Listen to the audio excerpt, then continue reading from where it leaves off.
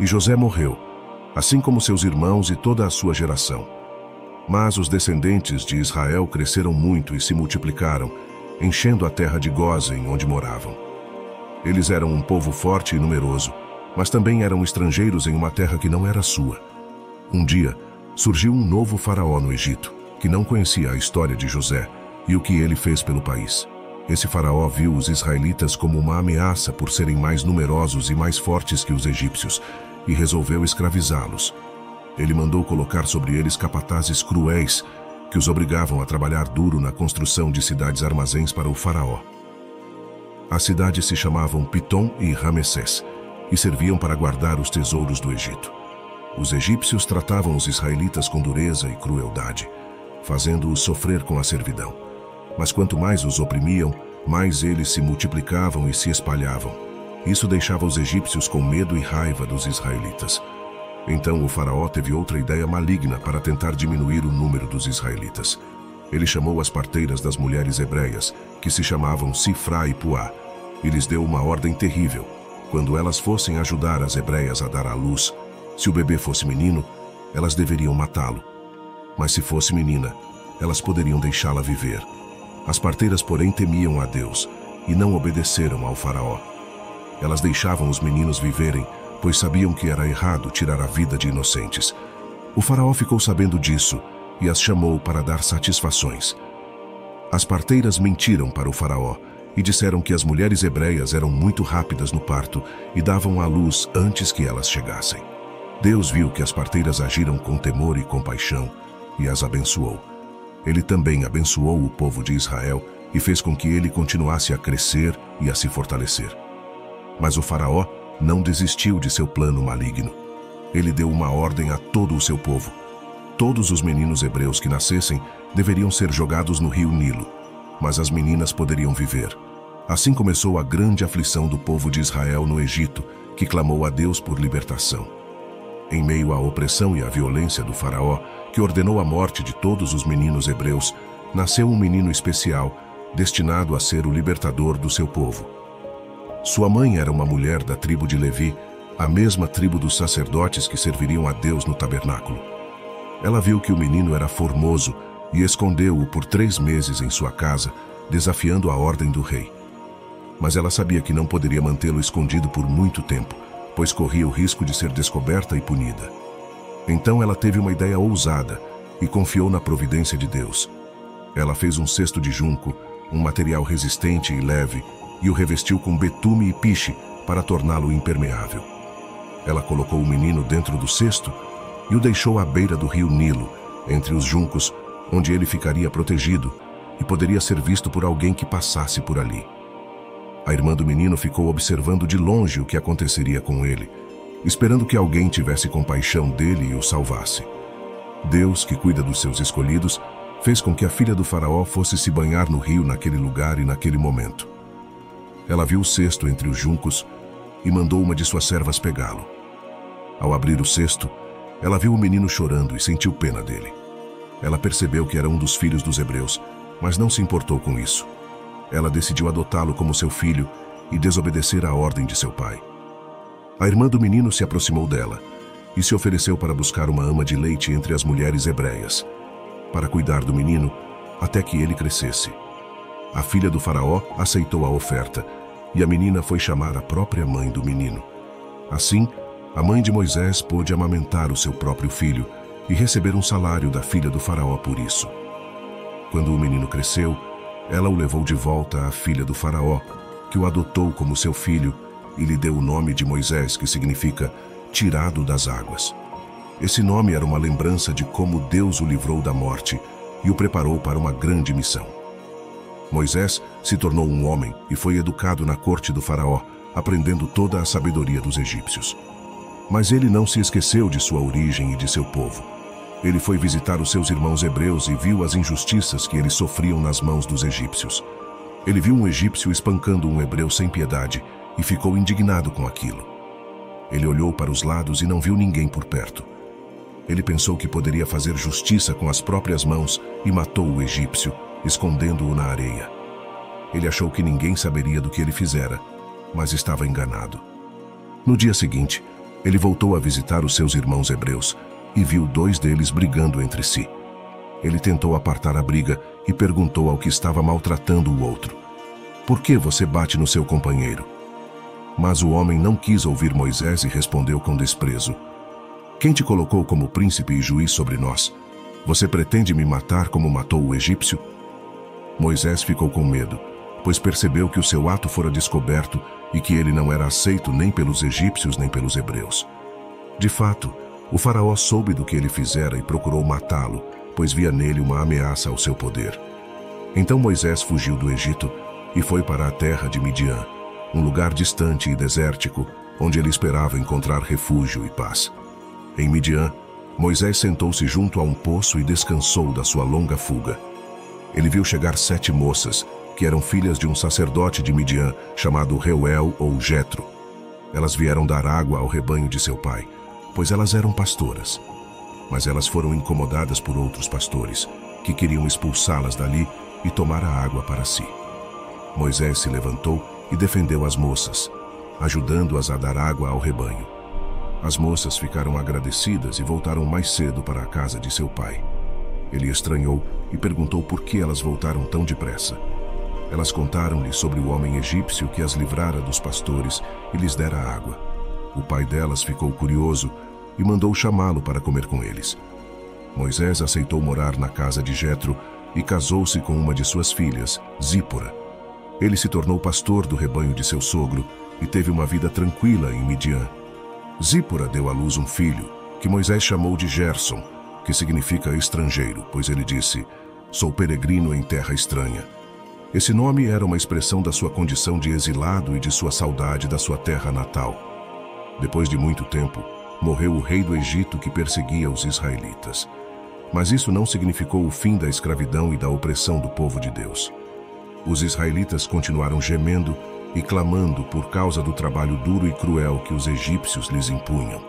Eles clamavam a Deus por socorro, pedindo que ele se lembrasse das promessas que fizera a seus antepassados, Abraão, Isaque e Jacó, de lhes dar uma terra onde eles viveriam em liberdade e prosperidade. Deus ouviu o seu clamor e se lembrou da sua aliança com eles. Deus viu a situação dos israelitas e se importou com eles. Ele não se esqueceu do seu povo e nem de Moisés, que estava em Midian.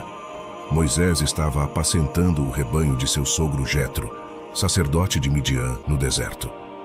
Ele levou o rebanho até o Monte Horebe, também chamado de Monte Sinai, que era considerado o Monte de Deus.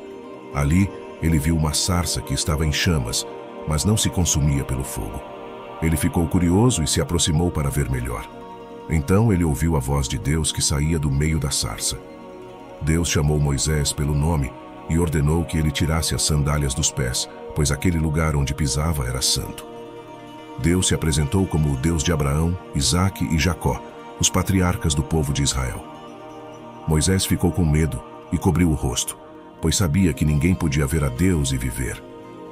Deus disse a Moisés que ele tinha visto a aflição do seu povo no Egito e que tinha ouvido o seu clamor por causa dos seus opressores. Deus disse que conhecia as suas dores e que tinha descido para libertá-los da mão dos egípcios e levá-los para uma terra boa e espaçosa, onde havia leite e mel com fartura. Essa era a terra prometida a seus antepassados, onde habitavam os cananeus, os heteus, os amorreus, os ferezeus, os heveus e os jebuseus. Deus disse que o clamor dos israelitas tinha chegado até ele e que ele tinha visto a opressão que os egípcios exerciam sobre o seu povo. Então, Deus ordenou que Moisés fosse ao faraó para tirar do Egito o seu povo, os israelitas. Moisés se sentiu incapaz de cumprir a missão que Deus lhe dera.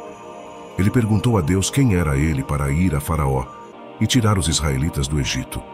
Ele se sentia inseguro e sem autoridade para enfrentar o faraó do Egito.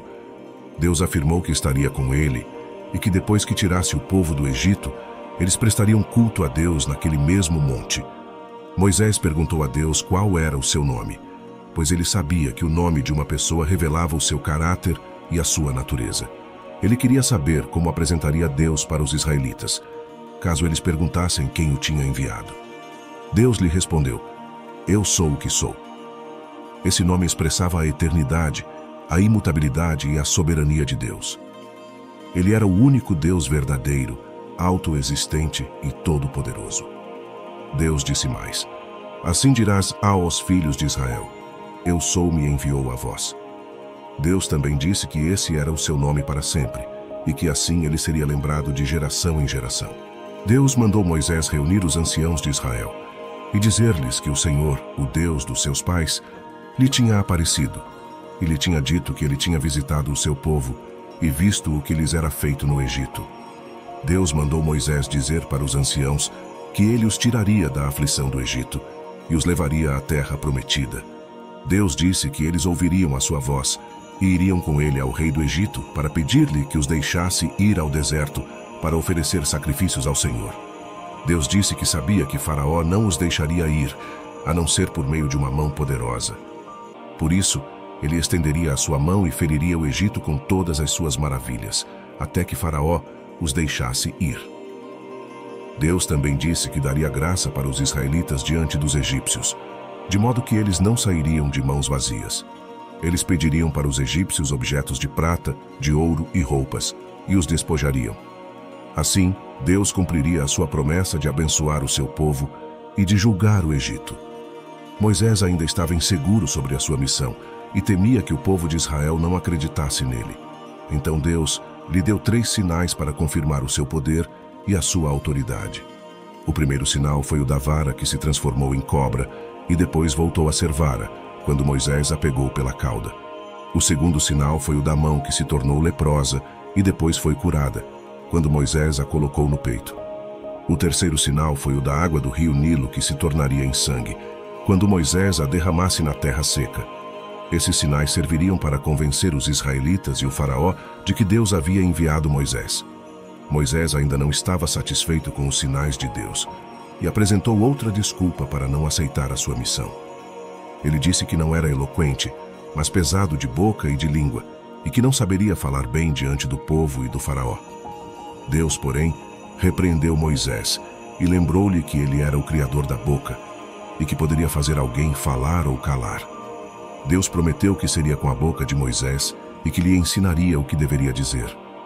Mas Moisés insistiu em recusar a missão e pediu que Deus enviasse outra pessoa. Então Deus se irou contra Moisés e disse que lhe daria Arão, seu irmão, como auxiliar. Arão seria o porta-voz de Moisés, pois falava bem, e Moisés seria como Deus para Arão, dando-lhe as instruções. Deus também disse que Arão sairia ao encontro de Moisés e que se alegraria ao vê-lo. Deus ordenou que Moisés levasse a vara na mão, com a qual faria os sinais. Moisés voltou para a casa de Jetro, seu sogro, e pediu-lhe permissão para retornar ao Egito, para ver se seus irmãos ainda viviam. Jetro consentiu e desejou-lhe paz. Deus também disse a Moisés que poderia voltar ao Egito em segurança, pois todos os que procuravam matá-lo já haviam morrido.